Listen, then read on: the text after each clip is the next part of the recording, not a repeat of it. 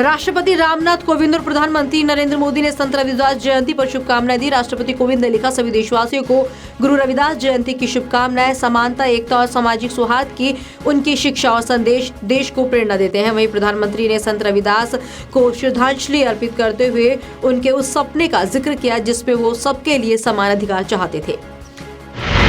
कासगंज में बीते शुक्रवार को हुई हिंसा से पहले की वीडियो क्लिप सामने आए हैं। इनमें से एक वीडियो 22 वर्षीय चंदन गुप्ता के आखिरी क्षणों का वीडियो है, जिसमें वे तिरंगा यात्रा के दौरान अपने दोस्तों के साथ बाइक चलाता हुआ नजर आ रहा है। आपको बता दें कि 26 जनवरी को कासगंज में हुई हिंसा में चंदन गुप्ता की मौत हो गई थी।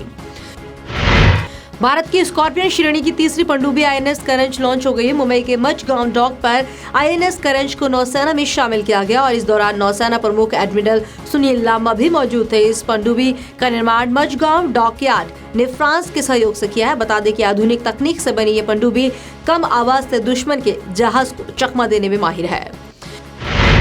मेडिकल कॉलेज प्रवेश घोटाले में जांच के घेरे में आए इलाहाबाद हाईकोर्ट के जस्टिस नारायण शुक्ला से न्यायिक कामकाज वापस ले लिया गया है।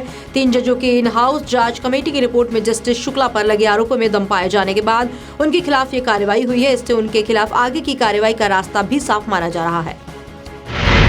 कांग्रेस अध्यक्ष राहुल गांधी अपने सूट को लेकर चर्चाओं में बने हुए हैं। दरअसल फरवरी में होने वाले चुनावों के सिलसिले में राहुल मेघालय दौरे पर है। यहाँ एक प्रोग्राम में कांग्रेस अध्यक्ष 70,000 रुपए की कीमत वाली जैकेट पहनकर पहुंचे, जिसके बाद विपक्ष ने उन पर हमला बोल दिया। उत्तर प्रदेश के कासगंज में गणतंत्र दिवस के मौके पर तिरंगा यात्रा के दौरान हुए बवाल ने राजनीतिक रूप ले लिया है। विवाद के बीच विश्व हिंदू परिषद और बजरंग दल आगरा में तिरंगा यात्रा निकाली गई। ये तिरंगा यात्रा शहर में 40 अलग अलग स्थानों पर निकाली गई। औरंगाबाद में महाराष्ट्र के पूर्व मुख्यमंत्री कांग्रेस नेता पृथ्वीराज चव्हाण ने कहा कि शिवसेना अगर बीजेपी विरोधी दलों के साथ आना चाहती है तो पार्टी को पहले राजग से नाता तोड़कर सत्ता से हटना होगा। साथ ही केंद्रीय नेतृत्व मंजूरी देता है तो शिवसेना और कांग्रेस के साथ औपचारिक गठजोड़ हो सकता है। दिल्ली के सीएम अरविंद केजरीवाल के घर के बाहर घटे घटनाक्रम के बाद दिल्ली बीजेपी अध्यक्ष मनोज तिवारी ने सीएम केजरीवाल को नई चुनौती दी है। मनोज तिवारी ने अरविंद केजरीवाल को रामलीला मैदान में आकर खुली बहस करने की चुनौती दी है। तिवारी ने कहा है कि अगर सीलिंग के मसले पर केजरीवाल वाकई सच बोल रहे हैं तो वो रामलीला मैदान में आकर उनसे खुले में बहस करें। शोपिया फायरिंग में 2 आम नागरिकों के मारे जाने के मामले में नया मोड़ आ गया है। आर्मी सूत्रों के मुताबिक मेजर आदित्य के खिलाफ किसी तरह की कोर्ट ऑफ इंक्वायरी नहीं करेंगे। मेजर फायरिंग वाली जगह पर नहीं थे बल्कि करीब 200 मीटर की दूरी पर थे। आर्मी के काफिले पर करीब 250 लोगों ने पत्थरबाजी की। भीड़ लगातार उग्र होती जा रही थी। अपनी हिफाजत के लिए आर्मी पर्सनल्स को फायरिंग करनी पड़ी। दिल्ली में सीलिंग मामले में सुनवाई करते हुए सुप्रीम कोर्ट ने कहा कि अगर एक बार मान लिया जाए कि मॉनिटरिंग कमेटी को भंग कर दिया जाए तो क्या निगम ऐसे मामलों में कार्रवाई नहीं कर सकता। वहीं सुप्रीम कोर्ट ने डीडी और कई पक्षकारों को दिल्ली का मास्टर प्लान लाने को कहा है। साथ ही सुप्रीम कोर्ट ने कहा कि 5 फरवरी को सुनवाई होगी और अर्जियों का निपटारा कर देंगे। स्टेट ऑफ द यूनियन में अमेरिकी राष्ट्रपति डोनाल्ड ट्रंप ने अपना पहला संबोधन दिया। उन्होंने अपनी सरकार के 1 साल पूरा होने पर राष्ट्र को संबोधित किया। ट्रंप ने कहा कि हम आईएसआईएस के खिलाफ अपनी जंग तब तक जारी रखेंगे जब तक उसे हरा नहीं देते। साथ ही ट्रंप ने उत्तर कोरिया पर निशाना साधते हुए कहा कि कोई भी शासन ऐसा नहीं है जो अपने नागरिकों का इतनी बर्बरता से शोषण करता हो।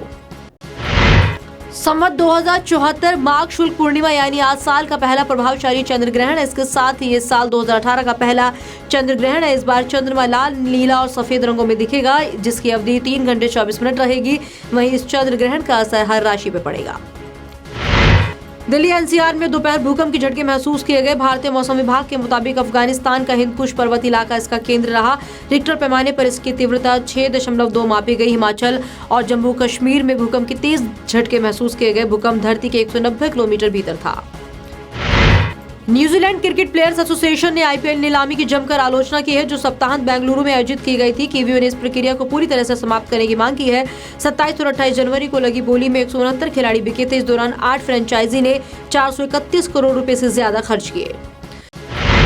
जुड़वा 2 स्टार वरुण धवन जल्द ही फिल्म सुई धागा में नजर आने वाले हैं। अपनी अपकमिंग फिल्म की सफलता के लिए वरुण प्रधानमंत्री नरेंद्र मोदी से आशीर्वाद लेने पहुंचे। इतना ही नहीं, वरुण ने इस दौरान राष्ट्रपिता महात्मा गांधी जी से भी आशीर्वाद लिया। दरअसल वरुण मैडम तुसाद म्यूजियम पहुंचे, जहां उन्होंने गांधी जी और पीएम मोदी के पुतले से आशीर्वाद लिया।